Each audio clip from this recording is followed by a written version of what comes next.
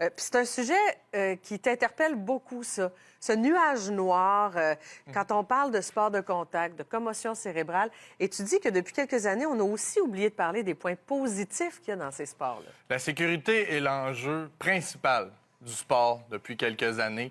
C'était nécessaire parce que la pratique de plusieurs sports de contact était ancrée dans une génération précédente. On avait besoin d'évolution, assurément. Et parlant d'évolution, la science nous a permis de comprendre un volet qui avait été négligé, les conséquences des sports de contact quant au coup à la tête. Ouais. Vous me connaissez aussi comme analyste de football. Je me suis prononcé souvent contre ces fameux coups à la tête, contre la lenteur d'un système sportif qui a pris trop de temps à évoluer. Et c'est clair qu'il fallait changer la façon de s'entraîner, la façon de se protéger, d'initier les contacts avec une autre partie que la tête. J'ai pas de problème avec ça. Faut dire, par contre, qu'il y a des progrès majeurs qui ont été réalisés dans les dernières années. Les entraîneurs se sont recertifiés, les règles ont changé, les casques ont été sécurisés. La quantité de contacts à l'entraînement a diminué, parfois même aboli. On a éliminé la taille complètement du jeu. Et le sport, le football, est à des années-lumière De ce que ça a de déjà ce été. qu'était là, 5, 10, OK. 10 ans. C'est incroyable le progrès. Et tu vas être d'accord avec moi que dans n'importe quoi dans la vie, ça prend de l'équilibre. Oui. Malheureusement, dans ce dossier-là, dans ce débat-là, il n'y a pas eu d'équilibre depuis 5 ans. Et aujourd'hui, je veux souhaiter un retour de l'ascenseur. Parce que moi, je suis de la génération qui a vu justement ce sport-là être célébré. Et j'ai 30 ans, là, je vous parle pas de v'là 30 ans, v'là de 5, 7 ans. Les directions d'école se félicitaient.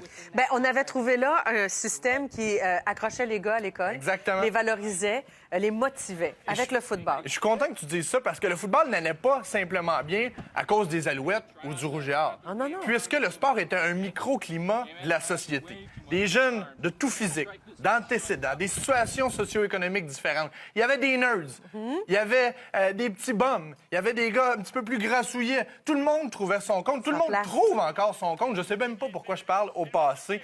Et dans ce sport-là, tout le monde tire dans la même direction, sans jugement, sans préjugés.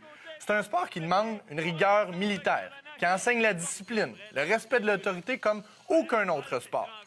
On apprend à souffrir, on vit des échecs ensemble, on apprend à chaque jour à trouver des solutions. Je te parlais de microclimat de la société, là. C'est ce qu'on vit au quotidien jusqu'à la fin des temps.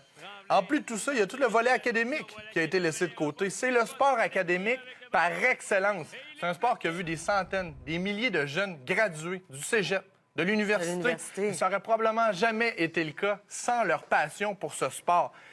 Tu parlais d'un outil de raccrochage inespéré à l'époque pour les jeunes garçons. Et je te parle de la célébration des directions d'école. Pourquoi on n'en parle plus de ça? Pourquoi c'est laissé de côté? Pourquoi on ne le considère plus dans le débat? Moi, là, j'ai tellement de coéquipiers qui sont des leaders de la société, des dirigeants d'entreprise aujourd'hui et qui ont appris ces valeurs-là, ces fondements de leur personnalité grâce à ce sport. Mais depuis 5 ans, là, tout ça est laissé de côté, tout ça est oublié aux dépens de la sécurité. Là, je parle du football. Le hockey, c'est pratiquement la même solution. C'est vrai. C'est un sport merveilleux qui est ancré dans notre tradition, mais les parents ont comme diabolisé ces deux disciplines. Ben, tu sais, t'as une vedette comme Sidney Crosby, ralentie par des commotions cérébrales, puis toi, t'es le parent, puis tu te dis, OK, ça peut arriver, comment on fait face à ça, comment on se prépare à ça. Le questionnement, il est quand même légitime. Le questionnement est légitime, et je suis d'accord. Mais là, maintenant, on parle du hockey et du football. Deux sports qui ont peut-être eu une plus grande vitrine récemment. Et je vais te faire une petite comparaison. Je vais remettre les choses en contexte avec une étude qui a été faite en 2014 par la NCAA, l'organisme universitaire américain. Pourquoi je fais référence à la NCAA? Parce que là aussi, c'est un microclimat du sport parfait. Regardez la prévalence de commotion dans certains sports importants, chez les hommes et chez les femmes. On s'entend là, que si on regarde le basket, le hockey, le soccer, la lutte, ça se ressemble étrangement. Et ce que je suis en train de faire aujourd'hui, c'est pas de rabaisser ces autres disciplines. Non. C'est juste de mettre les choses en contexte que le sport et tous ses bienfaits, comme dans n'importe quoi, dès qu'on a un gain potentiel, mais il y a des risques. Et si on prenait toutes nos décisions dans la vie en se focalisant seulement sur le risque, on ne ferait pas grand-chose. On n'irait pas en vacances parce qu'on aurait peur de prendre l'avion. Tu sais, c'est peut-être une comparaison simpliste, mais c'est le même processus mental que je veux inviter les parents à avoir aujourd'hui. Tu sais, dans cette lutte à la sécurité absolue, une des figures de proue au Québec, ça a été le docteur Dave Ellenberg. Oui. Et c'était nécessaire.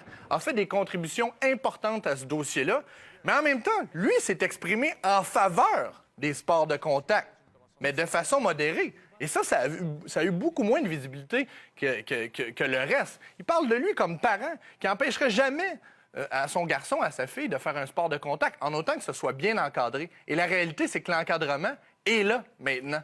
L'encadrement est là, la sensibilisation est là. Alors, si jamais il y avait une blessure malheureuse qui survient, il faut aussi, comme parent, d'accepter que l'enfant n'évoluera peut-être plus dans un sport en particulier, fera autre chose. C'est ça aussi qu'il faut C'est comprendre. exactement ça, parce que oui, le risque, mais tous les bienfaits, là, c'est la ça. pratique de n'importe quelle discipline. Je suis pas en train de célébrer le football aujourd'hui, je suis en train de remettre un peu le débat de façon plus égalitaire. Parce que les plus gros risques là, de développer la résilience, l'abnégation, le leadership, c'est de créer les leaders de demain.